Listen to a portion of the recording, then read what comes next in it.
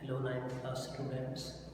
पिछली वीडियो में आप सभी ने देखा कि हमने तीनों जो है मिक्सचर, सॉल्यूशन, सस्पेंशन और कोलाइडल, विलयन, निलंबन और कोलाइडल, इन सभी के में कंपैरिजन किया था।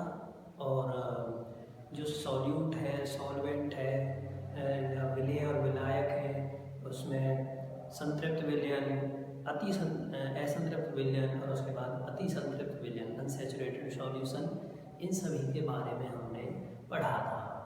अब आगे जो है हम पढ़ेंगे स्ट्रेंथ ऑफ सॉल्यूशन, विलयन की शक्ति या क्षमता से क्या अभिप्राय है। देखिए,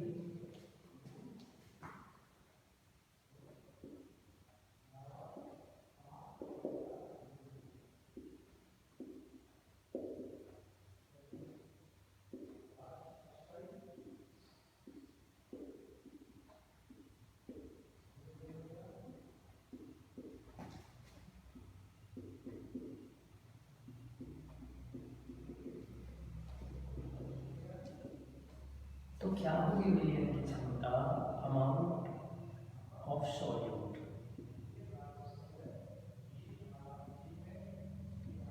प्रेजेंट इन solution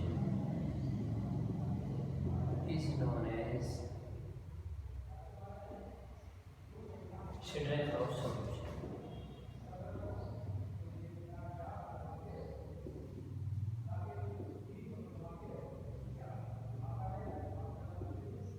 ठीक है भाई।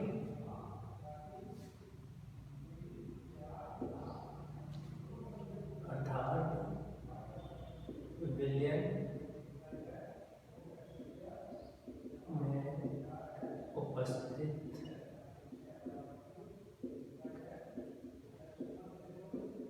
विलय की मात्रा विलयन की शक्ति कहलाती है।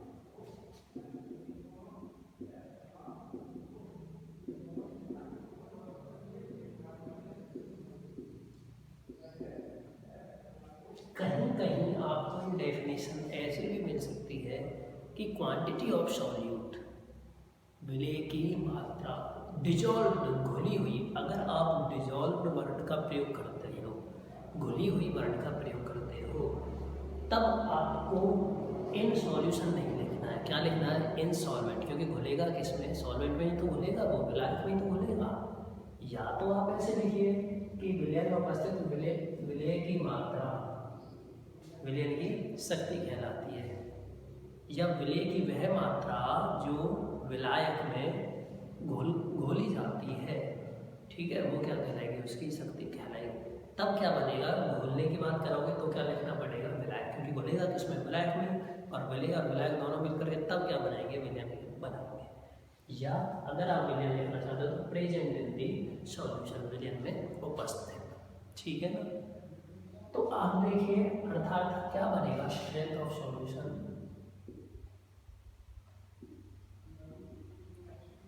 विलयन की क्षमता।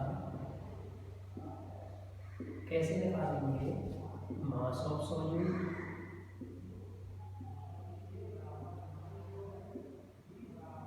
Upon the mass of solution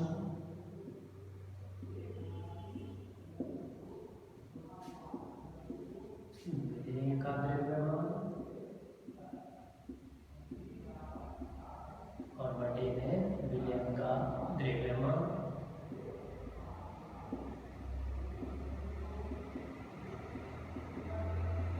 गुणा आई बात समझ में? क्या है कि मास ऑफ सॉल्यूट विलय का द्रव्यमान बटे में मास ऑफ सॉल्यूशन, विलयन का, पूरे विलयन का द्रव्यमान मल्टीप्लाई बाई 100, तब आप उसकी क्षमता निकाल सकते हो। ठीक है भाई। एक छोटा सा दिखाता हूँ आपको एग्जाम्पल। देखिए एग्जाम्पल,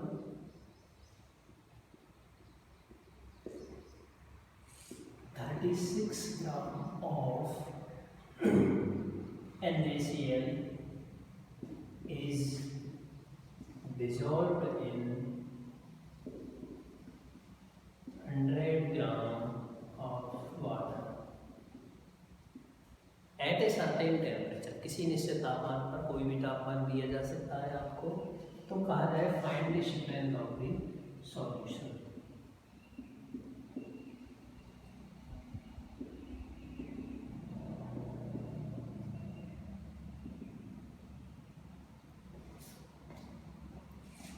सौ ग्राम जल में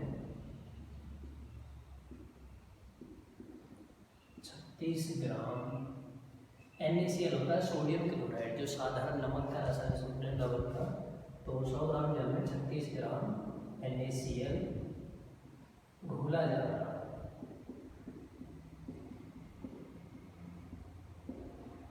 तो विलयन की शक्ति ज्ञात करो या क्षमता ज्ञात करो।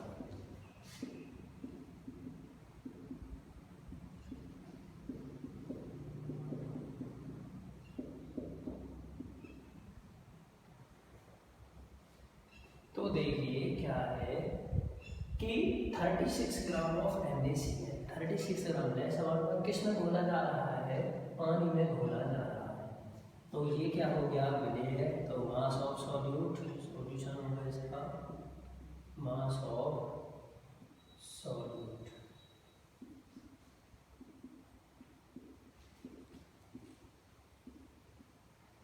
विलेय का द्रव्य 36 ग्राम, मास ऑफ सॉल्वेंट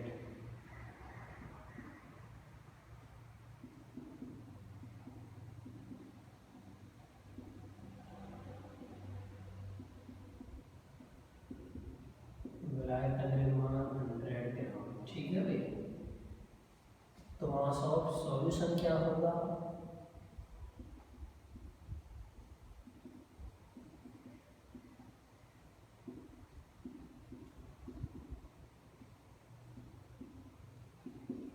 क्या होगा, विलयन दोनों को जोड़ दो। तो 36 प्लस में 100 इज इक्वल टू 136। ठीक है, अब निकाल लो स्ट्रेंथ ऑफ द सॉल्यूशन।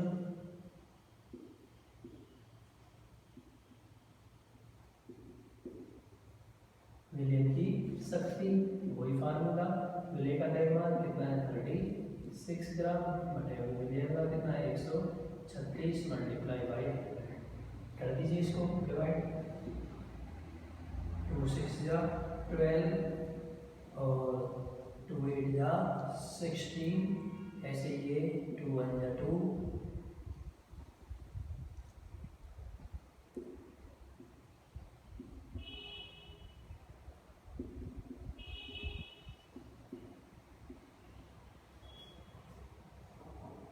ठीक है भाई, इसको कर लीजिए डिवाइड।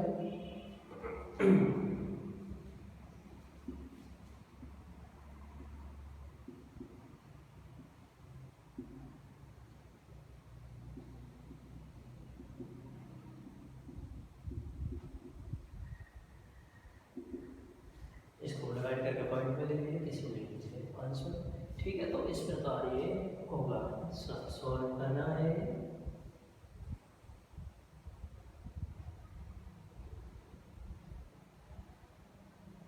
ठीक है भाई। अब जो बात मैं कह रहा था, तुमको बताया था कि परिभाषा दोनों तरीके से लिखी जा सकती है। अब अगर यही क्वेश्चन ऐसे हो कि 36 ग्राम NaCl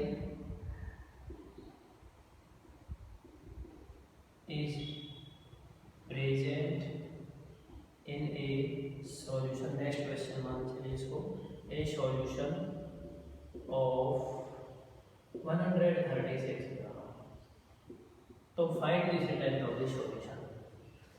अब क्या है, 36 ग्राम NaCl इसमें उपस्थित है, 136 ग्राम विलयन में उपस्थित है। तो आपको विलयन का द्रव्यमान दिया ही हुआ, अब आपको 136 प्लस 36 नहीं करना है। ठीक है भाई, तो इस प्रकार ये करने हैं, ध्यान से पढ़ना है, तब ये न्यूमेरिकल सॉल्व करना है कि कौन सा विलेय है और कौन सा उसमें विलायक है।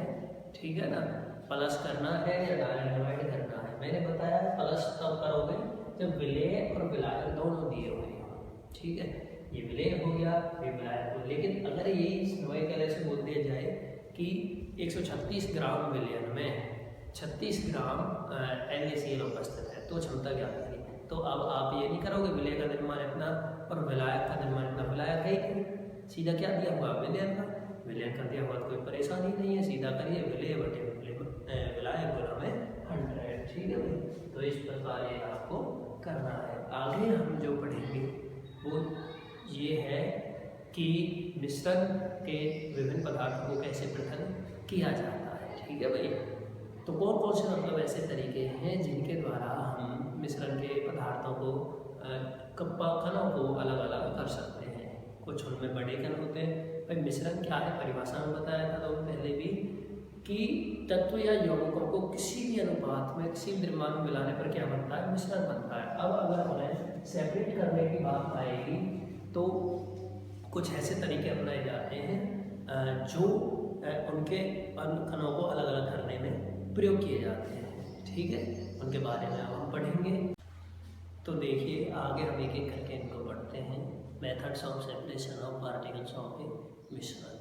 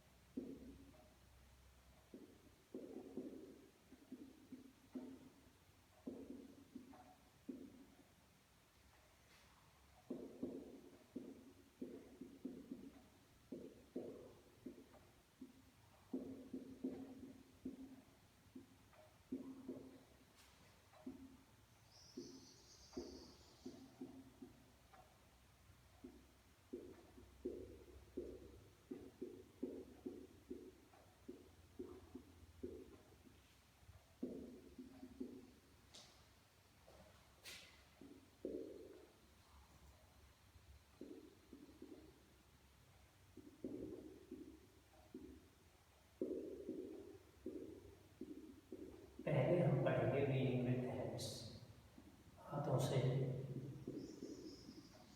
चुनना या पृथक करना। उसके बाद जो नंबर आएगा वो फिर आएगा विनोइंग, जो छोटी क्लास में भी आप पढ़ के आ चुके हो, जिसे हिंदी में बोलते हैं निष्पादन। उसके बाद आ जाता है इसी से प्रयोग का थ्रेशिंग।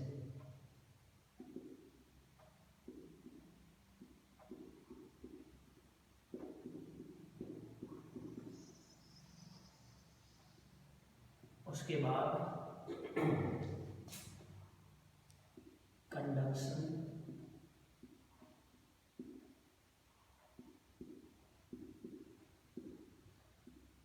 चालन,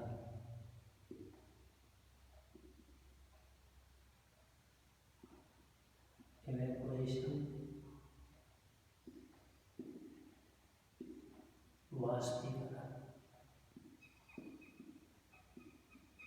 इसी के साथ आएगा सब्लिमेशन,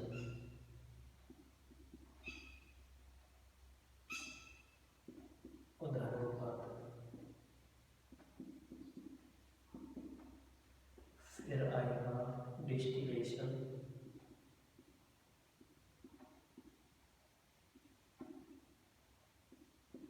आशवन,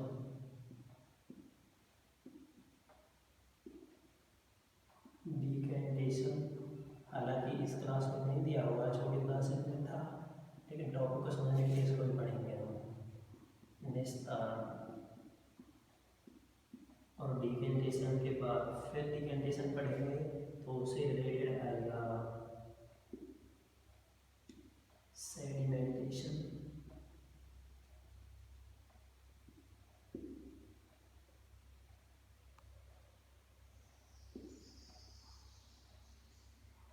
फिर आएगा सेंट्रीफ्यूगेशन,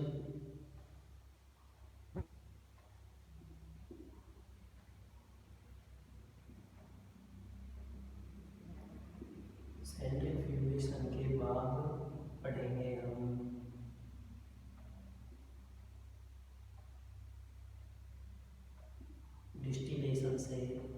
टेस्ट रिलेटेड आता है, फिर फ्रैक्शनल डिस्ट्रीब्यूशन, तब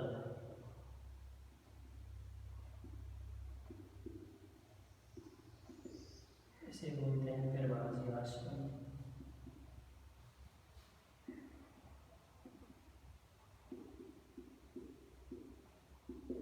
बोलते हैं अपकेंद्रम,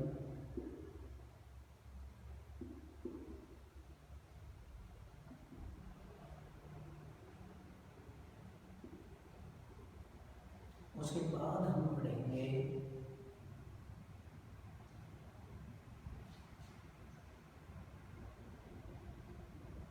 क्रोमेटोग्राफी,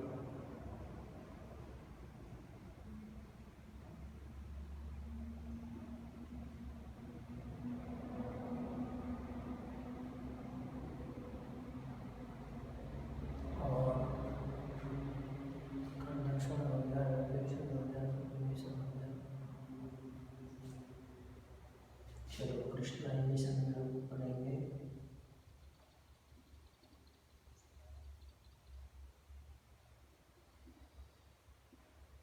क्रिस्टल बोलते हैं इसको।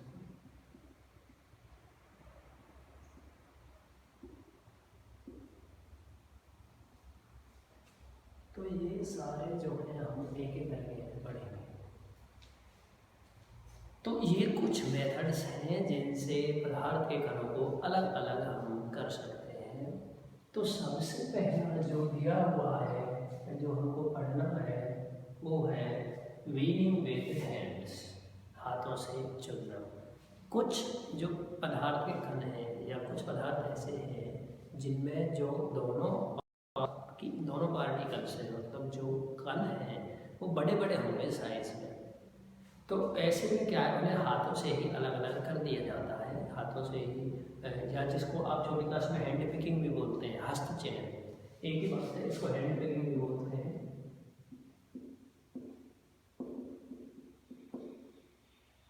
हस्तचयन तो ये है भाई। तो क्या है, जब पदार्थ के कण बड़े बड़े हों, उनका साइज ज़्यादा हो, तो ऐसी कंडीशन में उन्हें हाथ से ही अलग अलग कर दिया जाता है। जैसे एक टोकरी में से आपको सेब और आम की कोई टोकरी है जिसमें दोनों मिक्स रखे हुए हैं, तो आपको वो सेपरेट करने हैं। तो आप कैसे करोगे सेपरेट? सिर्फ हाथों से अलग करोगे, हाथों से सेब को अलग उठा के रख दोगे, आम उसमें ले लीजिए, ठीक है ना। या अनाज का जो अनाज है उसमें से पत्थर के बड़े बड़े टुकड़े हैं, तो स्टोन्स के जो पार्टिकल्स हैं वो आपको अलग करना, तो इसी मेथड से हम अलग करेंगे, ठीक है भाई। तो क्या बनेगा, वीविंग विद हैंड्स, ये समझा दिया मैंने। उसके बाद निष्पावन। निष्पावन क्या है? The process of separation of particles of a mixture, मिश्रण के कणों को अलग करना, किसके द्वारा? With the help of wind, हवा के द्वारा। इस प्रक्रिया में क्या होगा, in this process lighter particles fly away due to wind, हवा की वजह से वो उड़ जाते हैं, and fall at away some distance, और थोड़ी दूरी पर जा करके वो गिरते हैं, जबकि and the heavier particles drop down they, और जो भारी कण है वो वहीं वहीं गिर जाते हैं, ठीक है भाई। जैसे अनाज से भूसे को अनाज को जब वो बरसाते हैं, किसानों को आपने बरसाते हुए देखा होगा, तो उसमें जो धूल के कण हैं वो उड़ जाते हैं अलग अलग, अनाज नहीं गिर जाता है। उसके बाद आता है threshing. Threshing normal common word है, आपने सुना ही है थ्रेसिंग।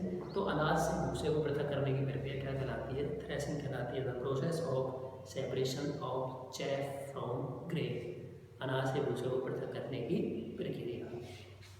कंडक्शन, चालन। जब क्या है, जब एक पार्टिकल के एक सब्सटेंस के कणों का आकार थोड़ा बड़ा हो, एक पदार्थ के कणों का आकार थोड़ा बड़ा हो, दूसरे का छोटा हो, तो जब उन्हें अलग करना हो, ऐसी कंडीशन में क्या है, चलने की सहायता से, चलनी होती है सीव, चलने की सहायता से उन्हें पृथक किया जाता है। जो जिन कणों का आकार छोटा है वो उस चलनी में से नीचे गिर जाते हैं, जिनका बड़ा है वो ऊपर रह जाते हैं। जैसे रेत में से जो स्टोन के पार्टिकल्स हैं, पत्थर छोटे छोटे टुकड़े हैं, उनको अलग किया जाता है, ठीक है भाई। आगे है एवेपोरेशन, वाष्पीकरण। एवेपोरेशन आपने फर्स्ट चैप्टर में पढ़ा था, क्या है? कि इसमें क्या होता है, द प्रोसेस वह प्रक्रिया, जो पहले जब परिभाषा पढ़ी थी वो सुन लीजिए पहले। क्या है कि लिक्विड का किसमें चेंज होना, वेपर में, द्रव पदार्थ का वाष्प में परिवर्तित होना ड्यू टू सनलाइट, सूर्य के प्रकाश से। तो ये क्या कहलाती है, एवेपोरेशन कहलाती है, वाष्पीकरण कहलाती है। लेकिन अब यहाँ क्या है कि जब ऐसा कोई मटेरियल आपके पास है जिसमें लिक्विड मटेरियल आपके पास है, तरल पदार्थ आपके पास है, और उसमें कोई ना कोई अन्य पदार्थ घुला हुआ है, ठीक है ना, तो ऐसी कंडीशन में क्या करेंगे, उसे धूप में रख देते हैं खुले में। तो क्या है, जो लिक्विड मटेरियल है, तरल पदार्थ है, वो वाष्प बनकर उड़ जाएगा, और जो घुला हुआ पदार्थ है दैट लेफ्ट बिहाइंड, वो पीछे रह जाता है। जैसे कि नमक को जब समुद्री जल से पृथक किया जाता है, ठीक है ना, वो समुद्री जल को बाहर निकालते हैं, और या समुद्री जल वहाँ आ जाता है, बाहर में गड्ढे होते हैं, फिर उनमें भर जाता है, तो सूर्य के प्रकाश से जल एवेपोरेटेड हो जाता है, वाष्पीकृत हो जाता है, और जो साल्ट उसमें घुला हुआ है, लवण, वो रह जाता है। तो वो क्या है, एवेपोरेशन है। सब्लिमेशन, उदरपातन, सेम वही है। सॉलिड, इस प्रक्रिया में क्या है, सॉलिड मटेरियल है वो क्या है, डायरेक्ट गैस में, ठोस पदार्थ सीधे गैस में या गैस से सीधे ठोस में बदला जाता है।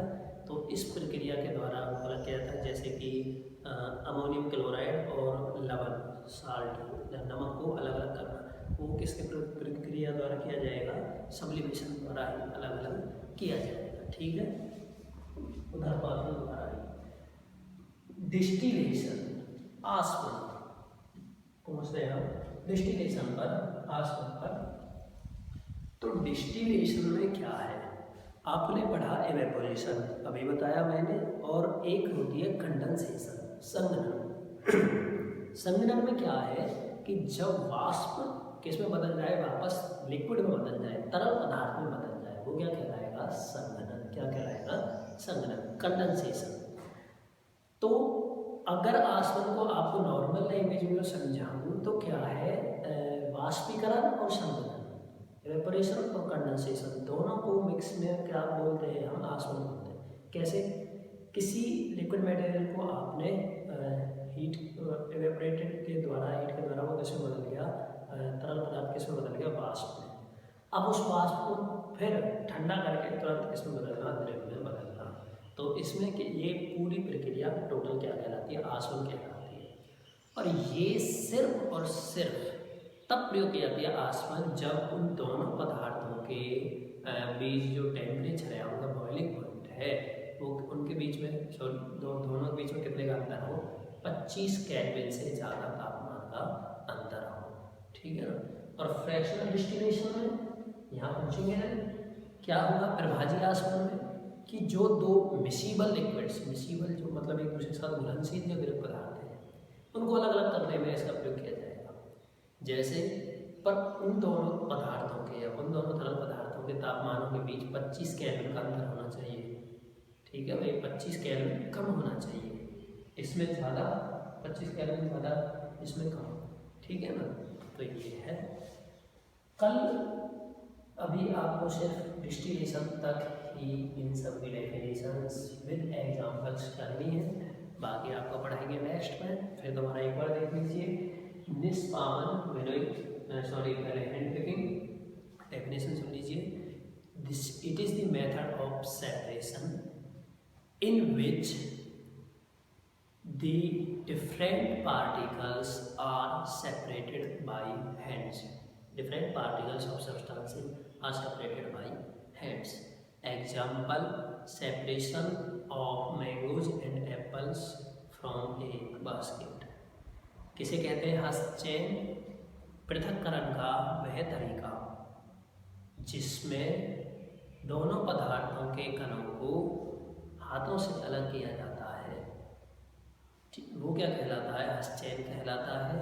उदाहरण के लिए एक टोकरी में से सेब और आमों को अलग अलग करना, क्यों, वो भी आप ऊपर लिख सकते हैं, क्योंकि जो पदार्थ का कण वहाँ पर काफ़ी बड़ा होता है, ठीक है। दूसरा, निष्पावन, कैसे लिखोगे, winnowing, it is the process of separation in which